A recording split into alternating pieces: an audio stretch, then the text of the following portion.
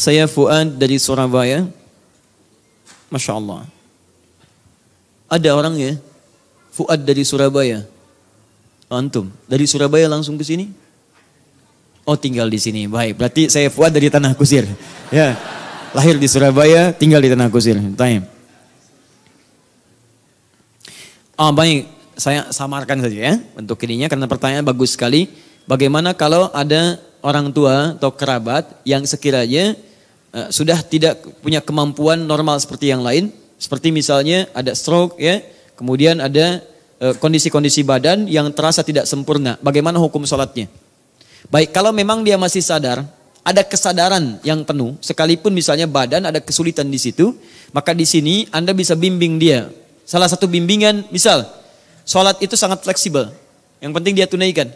Kalau bisa berdiri, berdiri. Tak bisa duduk, tak bisa sambil berbaring. Sambil berbaring itu bagaimana? Bisa dengan isyarat, kalau tangan tidak bisa bergerak. Misal, Anda bimbing misalnya, wudhu, Anda bisa bantu dengan wudhunya, diwudhukan setelah itu bantu dengan sholatnya. Wah mulai ya, sekarang baca iftitah, baca. Anda bantu bacaannya, bisa dia ikuti. Setelah itu misalnya, bantu bacaannya ke surah, bantu ke ruku, sekarang ruku. Dia bisa bayangkan dengan gerakan mata, gak ada masalah. Gerakan mata, tidak gerakan mata lagi. Lisan mengucapkan atau dalam jiwanya, sepanjang Anda terus mengingatkannya. Baru kemudian hukum tidak berlaku jika ada 3 kondisi. Rufi'al qalam an thalathin. Selain meninggal dunia ya, orangnya masih hidup, tapi ada 3 kondisi ini. 1, anin naimi hatta yastayqidha. Dari orang tidur sampai dia bangun. Sampai dia bangunnya. Ditidur sampai dia bangun. Ini ada 2 kondisi. Kondisi pertama benar-benar tidur. Gak bisa bangun. Saya pernah di Libya ada kondisi teman. Dia gak bangun 2 hari 2 malam. Sakit tidak, cuman saking capeknya. Digulang-guling, dibegini-begini. Gak bangun-bangun.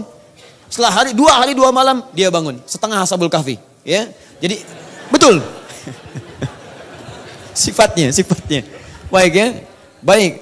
Jadi begitu digoyang-goyang gak bangun, setelah 2 hari dia bangun. Jadi saat bangunnya itulah waktu sholatnya. Dia sholat mengganti semua sholat yang dia tinggalkan dalam 2 hari tadi. Ya, Anda misalnya tidur, baru bangun jam 12. Misal subuh jam berapa sekarang? 4.37. Misal 4.37 subuh, Anda bangun 7.34 misalkan. Lewat tuh. Ada lagi bangun yang jam 12, kan lewat subuhnya kan. Bagaimana status sholatnya? Status sholatnya dilakukan saat bangunnya. Bukan sholatnya gugur, bukan. Sholat tidak gugur, tapi ditunaikan saat bangunnya. Dikiaskan pada yang seperti dia adalah orang yang tidak dihukumi sholat ketika dia tidur sulit bangun, seperti koma. Belum titik, masih koma. Ya, titik sudah selesai, ini koma. Dia koma, atau ada yang disebut mati suri dan sebagainya, maka tidak berlaku hukum sholat pada saat itu. Karena di bawah kesadarannya dan dia tidak mengerti apa yang terjadi pada saat itu. Paham? 2. Anis sobi hatta yahtalima. Dari seorang sobi, anak yang belum balik, hatta yahtalima sampai baliknya. Di ibu tolong mohon maaf Bu ya, pada anak yang belum balik, bapak juga, itu tidak boleh kita memaksakan. Yang ada mencontohkan, memberikan yang menyenangkan dalam ibadah. Misal Anda beli sajadah, belikan untuk dia juga. Anak 2 tahun mulai senang meniru-niru, bapak ibu beli sajadah, belikan untuk anaknya. Belikan yang sesuai, kalau bisa sesuai dengan seperti dia misalnya. Ukurannya yang sama. Berikan ukuran yang sama, dan sampaikan kepadanya, Mama, sholat, ya ade sholat yang di sini ya, tuh sajadah ade nih bagus, kan? Kasih, tapi yang sesuai Bu, jangan kasih gambar yang aneh-aneh. Sajadah isinya Thomas, Hello Kitty, kan? Tidak. Ya. Gambar yang bagus aja, biasa. Kalau bisa polos, berikan. Ini untuk anak, ini untuk Anda. Jadi dia merasa ada untuk dia juga, terlibat dia di situ. Bapak ke masjid, usia anak 4-5 tahun, mulai bawa dia. Kalau sudah dilatih, makanya kalau melatih anak ke masjid, jangan langsung dibawa sholat berjamaah Pak. Di luar sholat, bawa dulu ke masjid, kenalkan dulu. Anda sholat duha, sehingga dia terbiasa dulu dengan masjid. Kalau dia tidak terbiasa dengan masjid, belum tahu bagaimana masjid, dia kira tempat bermain.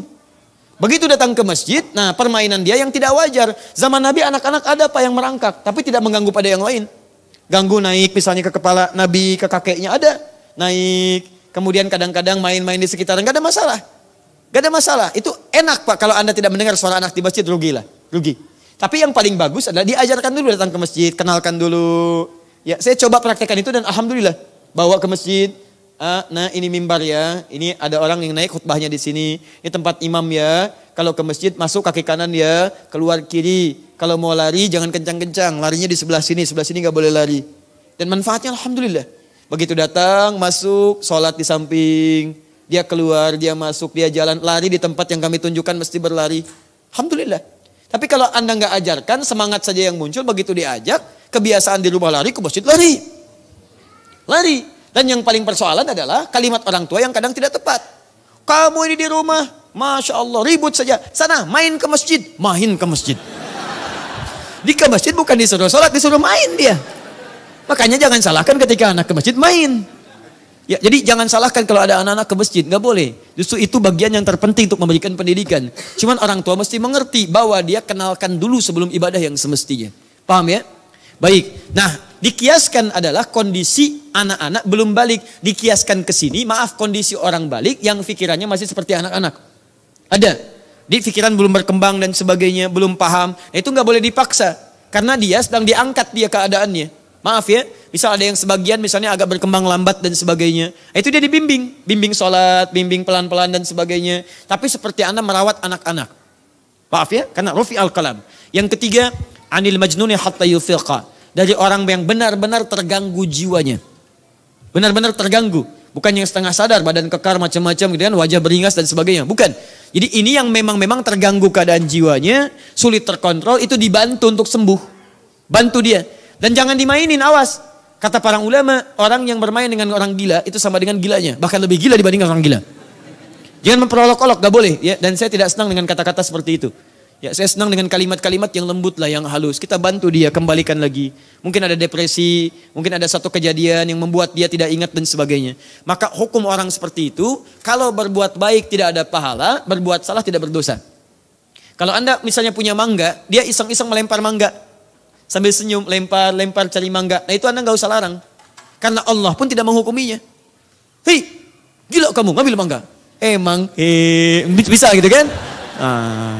Itu kata para ulama, Anda yang bermasalah bukan dia. Dia yang seperti itu silahkan dibimbing teman-teman sekalian dan diberikan yang terbaik.